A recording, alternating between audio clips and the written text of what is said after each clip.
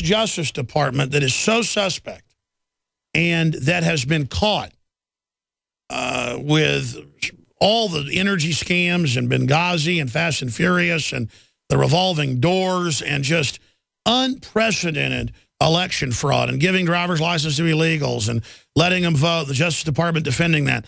Everything they've been doing, it makes Nixon look like an angel. And by the way, he was not an angel. I'm not a fan of Richard Nixon. I kind of am compared to Obama. I never used to believe in lesser of two evils. But, man, the point is he's got a blank check to power grab and a blank check to give billions to his friends and all these fake energy scams. So to have that Justice Department arresting the governor, former governor of Virginia, who was getting money to promote a supplement company when he got out. And it's normally, because I follow politics for 20 years, 18 years on air, you would normally get an ethics committee investigation and maybe get a slap on the wrist. What I'm saying is Democrats do stuff light years worse. It's clearly politically motivated. And the day that broke, I had Bob Barr on 2 weeks ago, that Thursday, and 6 hours later it broke about Dinesh D'Souza, who has movies coming out basically exposing Hillary Clinton this summer and then the next year. And they're scared of that. So I'm not a fan of Chris Christie, basically a Democrat. But because he's in the way of Hillary, they're going after him for a crooked toenail for what some underlings did. So this is the Clinton machine, folks. And I'm so sick of him. We've got the guy on who was able to start the impeachment and who had the courage on that Thursday to say that he would, there's clearly evidence for impeachment if he gets back in, and he's in the front runner right now, but cross your fingers. Don't think he's, that it's in the bag. He needs to win by a large margin because there's so much election fraud. Bob Barr, and the reason I've been salivating over this is with his knowledge, I predict when he gets back into Congress, if you like what Ted Cruz and Rand Paul have been doing, it's going to be explosive. Because, believe me, it'd be like having Ron Paul back in Congress again. We need people that know where the bodies are buried and who've been exposing the NSA. All of it. It was Bob Barr, folks. So Bob Barr joins us. You heard that breakdown, Congressman, about to be back in Congress, hopefully, of the persecution. You talked about that and warned of that 6 hours before it happened. Had you been given inside knowledge, or did you just feel that in the wind? Thanks once again for being on the show to share some ideas with you and your many listeners, Alex. No, I simply know how government operates, and as our founding fathers knew, the fundamental nature of government and the fundamental task for many of those in government doesn't change over the ages. Our founders studied societies, and they studied governments going back to ancient times all the way up to what was then for them the modern era with the monarchies in Europe and the colonial powers and so forth. And they knew how government operates. They knew that left to its own devices, government inevitably becomes corrupt. And they knew that government after government after government over the ages, over the millennia, will seek to inevitably gain more and more control over the populace. That is the nature of government, and that is the nature of people in government. Your parallel to the Nixon years is frighteningly apropos. Nixon truly believed that he was above the law. This administration truly believes, this president, that is, truly believes that he is above the law. And even worse than Nixon, he is proud of that fact. I mean, this guy takes the well of the House of Representatives and during State of the Union, basically, figuratively, thumbs his nose at the Congress and the American people and says, I don't care what the law says. I don't care what the Constitution says. I don't care about limited government. I don't care about the oath of office I took. I'm going to do what I want because I am the only one that can do it. I mean, it is outrageous what this president is doing, and this new move also to go after conservatives with the might of the government, excuse me, is, again, frighteningly similar to, except even worse than what Nixon did in developing a list of political enemies. I mean, what they're doing to Dinesh D'Souza is absolutely outrageous what they're doing to him. And we know, as you indicated, Chris Christie may not be our favorite, but he's now in their gun sights, not only going after him with so-called exposés, but I'm sure that they're in contact with these various local Democratic government officials in New Jersey to make these ridiculous allegations about him and so forth. And Republicans need to do something that Republicans normally don't do, and that is to support each other. I can't tell you how frustrating it was, Alex, for example, back during the impeachment of Bill Clinton, when I was virtually alone out there calling for first the impeachment inquiry and then the actual impeachment of the president, when the Clinton administration unloaded its 50 cows against me, gathered information, sent Larry Flint and all these other guys out there against me. I didn't get a single call, a single offer of help from any Republican in the House. And Republicans have to learn that when the Democrats go after our people, we need to support them. Now, that doesn't mean blind support. That doesn't mean if you have a public official who's a Republican who truly is violating the law, then we do stand for the rule of law, and there ought to be a prosecution. What I'm talking about is when the Democrats go after our people. Well, look at Tom DeLay. What he did was complete partisan political purposes. We need to support them, and we haven't done that in the past. Well, exactly. I mean, look at Tom DeLay. Tom DeLay, because, I mean, I follow campaign finance law. I follow the news for 20 years. What he did is 100% normal, completely standard, but they had the corrupt district attorney on record that prosecutes conservatives and libertarians all over the state go after him and spend millions of dollars and 3 trials, and he finally won. But like you said last time, how do you get your name back? While meanwhile, the Democrats do whatever they want because Republicans will never go after them, to the point of Bill Clinton with all the sexual predator stuff, not just sexual harassment, but settling cases of rape and all this.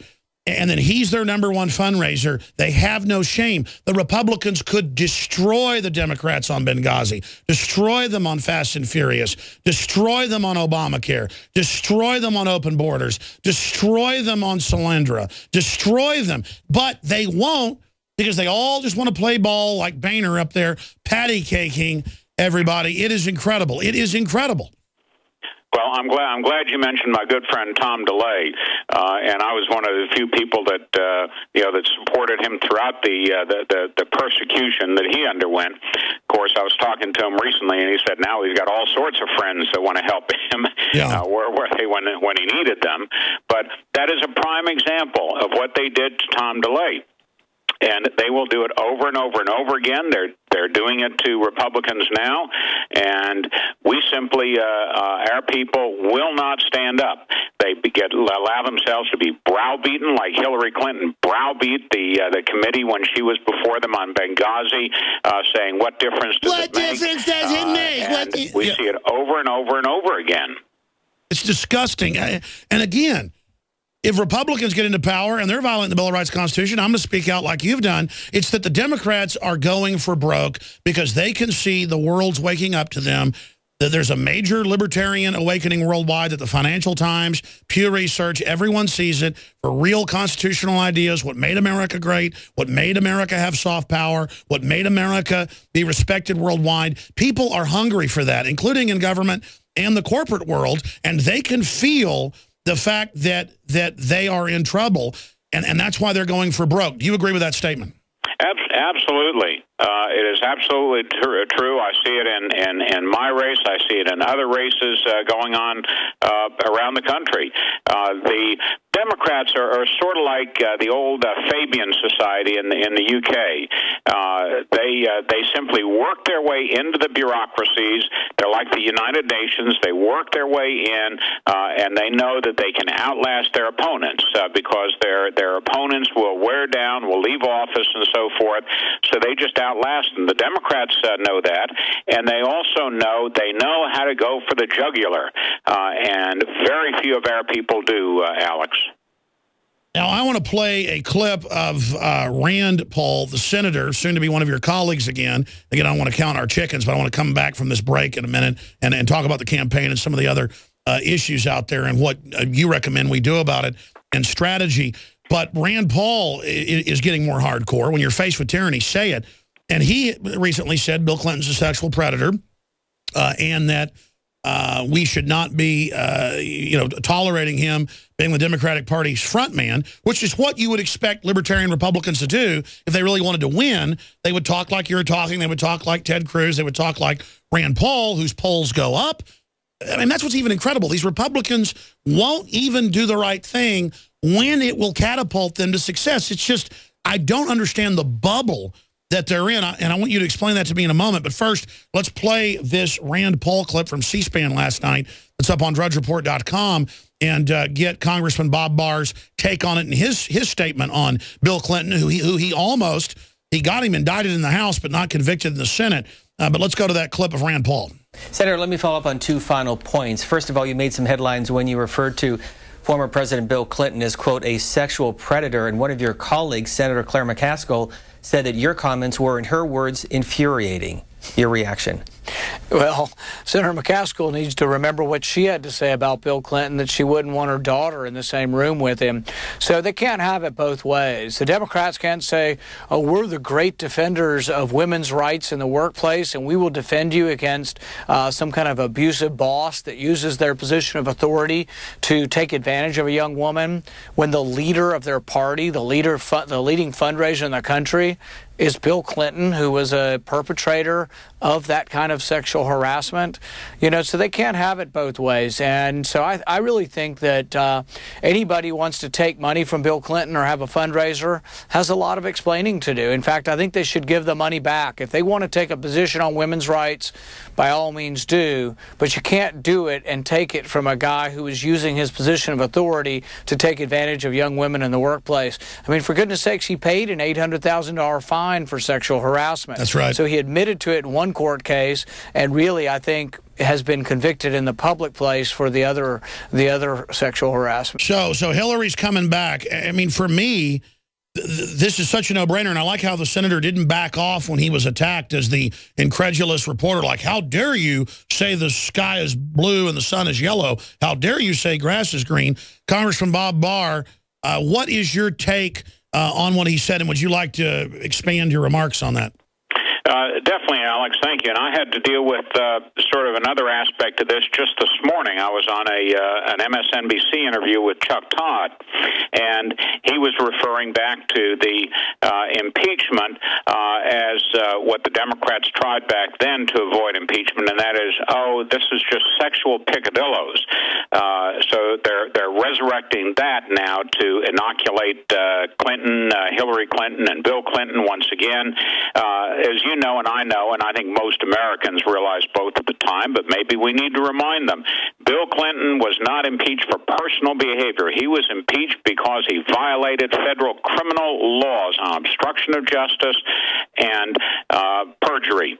And that's why. And if we need to remind the American people of that, then we need to remind the American people of that. With regard to the evidence of being a sexual predator, we had in the House file drawer after file drawer after file drawer of evidence and information that the Starr folks had, the special prosecutor, independent counsel rather, had pulled together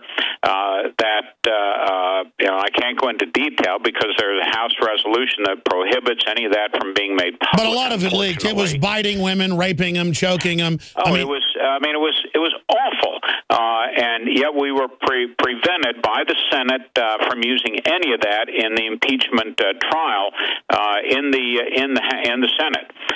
So there is evidence there. I mean, it is more than clear, more than beyond a reasonable doubt what this man was and may very well still be. What do you think people that are just pro-freedom, beyond libertarian, beyond conservative, kind of Thomas Jefferson-type liberals, what do you think we should do? We're going to break and come back with a few minutes on the other side with you on other issues, but what should we do to get back on the offense?